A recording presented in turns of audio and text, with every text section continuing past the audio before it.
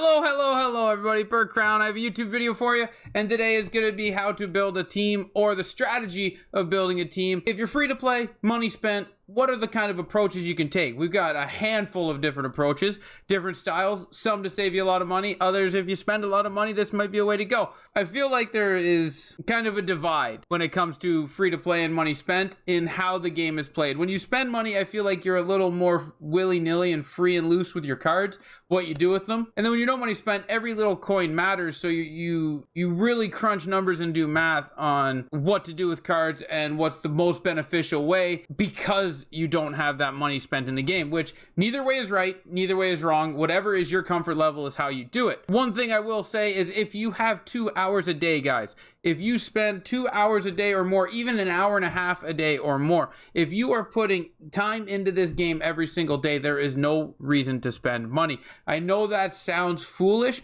but back in March, I deleted a team because I spent a lot of money and I got bored of it right away. If this game is something you're going to play all year long, there is no need to rush. And if you followed me after March when I was building a Leafs theme team, and then the Summer of Shell team, and even the 2016 draft team, something that was very visible to everybody watching is the overalls isn't really what matters as much as the height and the way you play on the sticks. Now, yes, the overall will help you out. A faster card's a faster card, but if you play proper positioning, you'll always cut them off. I feel like you have to be more focused and more dialed in when you have a lesser overall team, and if you have the higher overall team, you can be a little risk-taking, a little sloppy, and the overalls pick up for you. So if you play sound, solid hockey, I think you can get away with a lesser overall team. But what we're going to do is we're going to get into the strategy of from the start of the year through the course of the year, what you could do and how you can approach things. A couple of different ways to look at it, because maybe you haven't looked at it this way. Maybe you've just gone into hut willy-nilly or just go with the flow. And these are some things you can prepare for and how you can do it. So let's get into it, guys. I hope you do enjoy it. If you do, give it a thumbs up. Don't forget to hit that sub button, notification bell down below so you don't miss anything in the future, like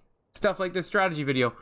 So we're just going to breeze around a couple of things as we go over kind of what I'm going to talk about. Now, the first thing, so one thing is for this year, for instance, you could build one MSP every year, every event if you played the game, right? For free, you could almost get all of them for free. Some of them they altered where you had to put a little bit of your inventory into it to get it.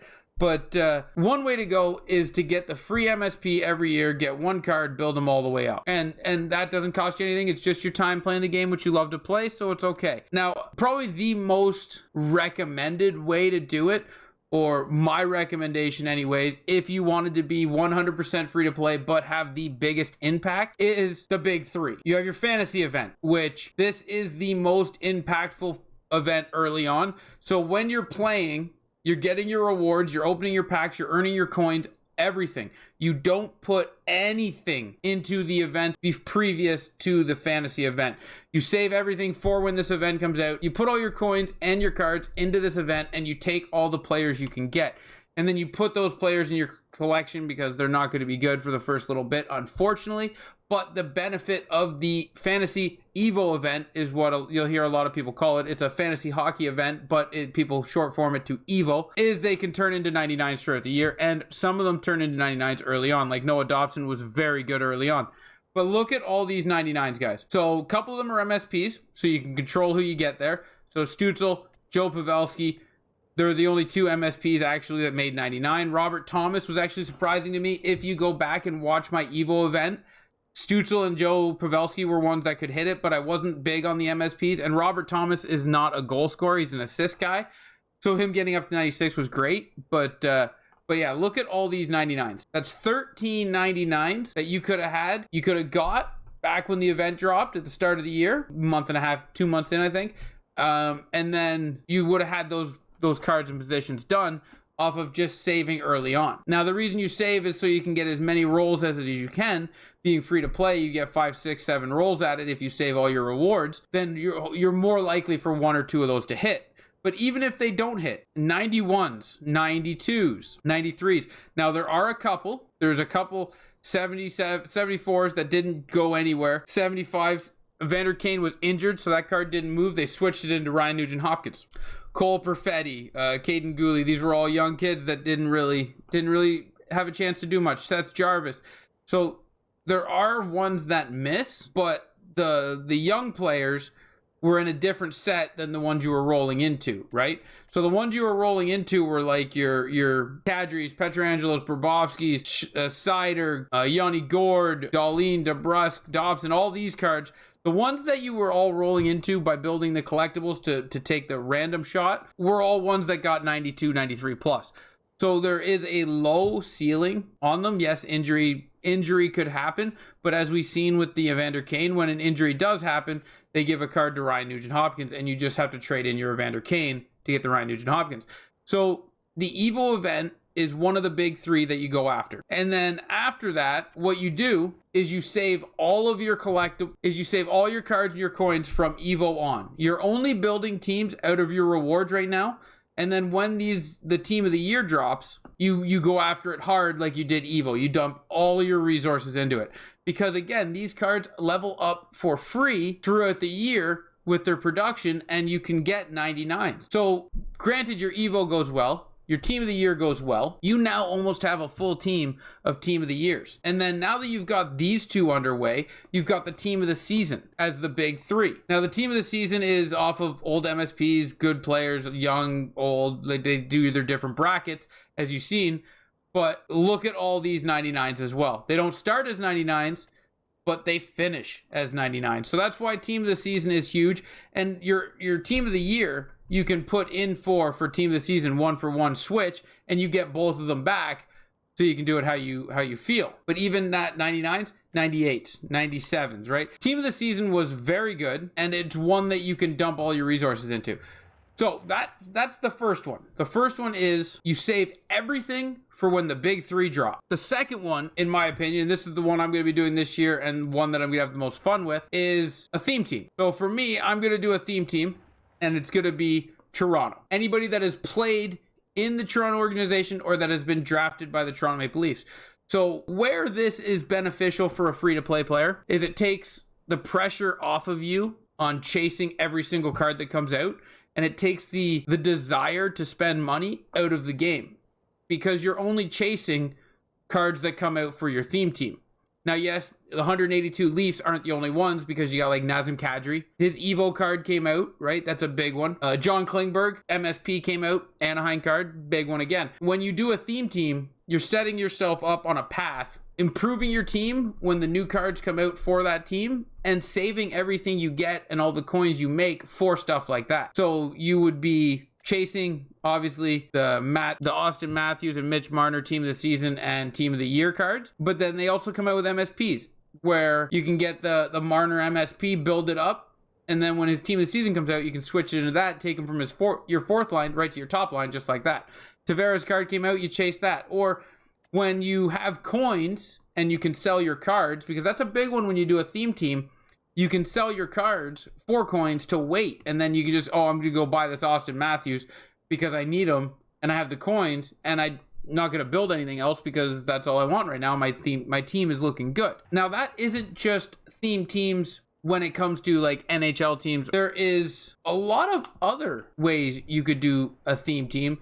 That's going to bring us to another point. It is kind of expensive, but again, if it's the only thing you're focusing on, it's actually not that bad if you think about it, and you're guaranteed a team full of 99s by the end of it. And what that is power-up icon players.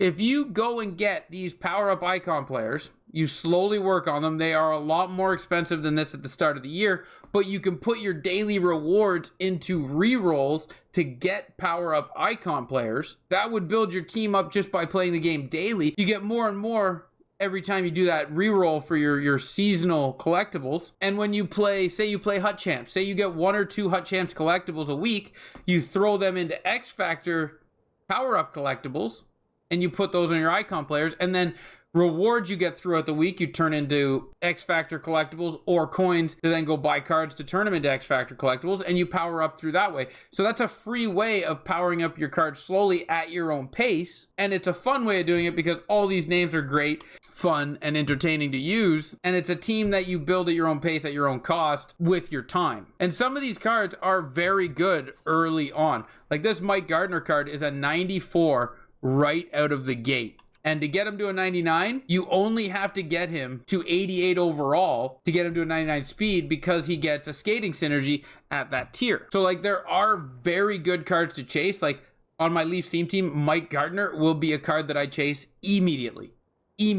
And you build him at your own pace, and you know eventually he'll be a 99. Same with Eric Lindros. He's a big center right up the middle. Beautiful for a good play style of controlling the puck like NHL 24 is going to do.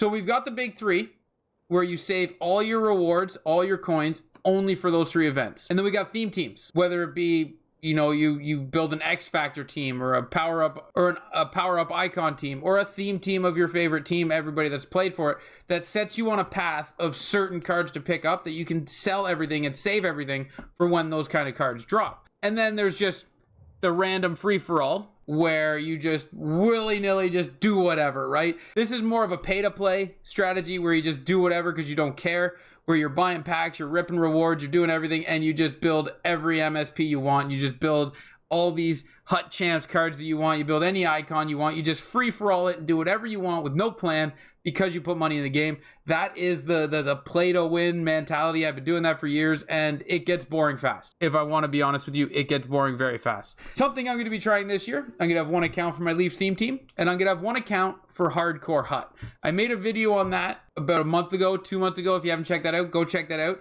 It explains everything I'm doing for Hardcore Hut. I will explain Hardcore Hut in the video that I start my team in when 24 drops. I'll go over everything I'm doing again, how the plan works, and how I can build a team. But Hardcore Hut not only is free to play, but it is free to play with a challenge. It is making it extremely hard on you to play this game, and I don't know why I'm doing it to myself.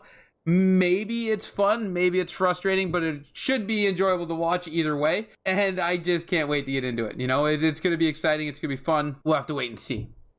But if I was going to direct anybody, like the main one out of all of these that I get, which one is the best for free to play would be the big three. Another way you could do is you could look at the MSPs that come out and be like, hey, do I think this guy's going to have a great year and he's going to be a team of the season player later on? Maybe that I want to build him up and then just hold him until team of the season comes out, and then I can trade him in for team of the season card with some collectibles. But I would go after the big three as the main way to go, just to get the most out of your collectibles, right? Like, if you take your rewards, everything you get from Rush, Squad Battles, Rivals, Champs, everything you get, and you dump all that into collectibles for Evo, you will come out of there with a handful of cards, and chances are some of them will turn into 99s, if not all of them, but some of them. And again, you can do that from Evo to Team of the Year, where you save everything, then you dump it all into Team of the Year. That will guarantee you 99s. Team of the Year will guarantee you 99s, because those go up based on card releases, right? So you get a 99, you get a Team of the Year Matthews, he might start as a 94, 92, I forget what they started at this year. But as he gets cards that come out, his card automatically upgrades for free, and you don't have to pay to upgrade it. So that's where those are bonuses, right? Because they're going to get you to 99 without having to spend additional currency. That allows you to put those players in your lineup and then save for another event like Team of the Season. So now that you've got Evo and Team of the Year in there, that's why I would recommend that one. But as for the fun side of it, theme team all the way. I recommend a theme team all the way. Picking a group, whether it be the country you want to play with, nationality. Like I want to play with an all Sweden team. That sets you up for success. Whether it be an NHL team, whether it be an AHL team, whether it be X Factors or Power Up Icons, that is a fun way to do it, because you're gearing up around a list of players that you're going to only chase, and that saves you time and money, which is nice. But I appreciate everyone for hanging out watching the video. I hope you did enjoy it, and put in the comment section if this is one of the ways you build your team, or if you were just straight free for all, I go with the flow and see what happens. But till next time, guys, thank you again. Ciao, ciao.